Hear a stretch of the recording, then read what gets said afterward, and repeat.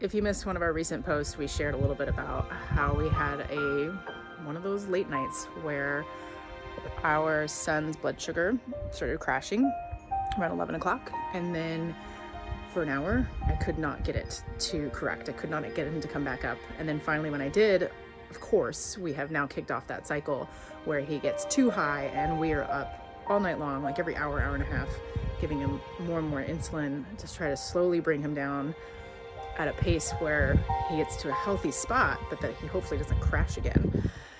And it's exhausting. And, you know, I think the hard part about it is that I have no idea what it's like to have diabetes. And it makes me so grateful for our adult friends who walk type 1 diabetes every day, because they're in it. They've had it since they were children, most often. But, you know, my 7-year-old isn't able to really articulate to me the details of what it means like when he starts feeling low, and then when he gets really, really low, and all I see is his panic. He's like, Mom, I'm really low. I feel low. And, you know, and then we start kind of panicking, even though we try to stay calm. And, you know, we can read the textbooks, and I have, and they're so important for that first phase of just survival when you're trying to keep your kid alive.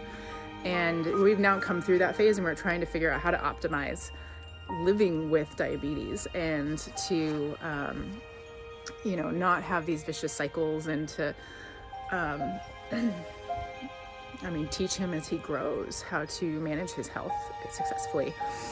And, like I said, I'm really grateful for those of you that have gone ahead of us and who share your insights, who have cracked the different codes. And we were speaking with a professional friend, Ginger, and she was giving us advice about how to maybe address his lows differently in the future using different products. And I didn't realize she actually had a book right there. You can get it on Amazon.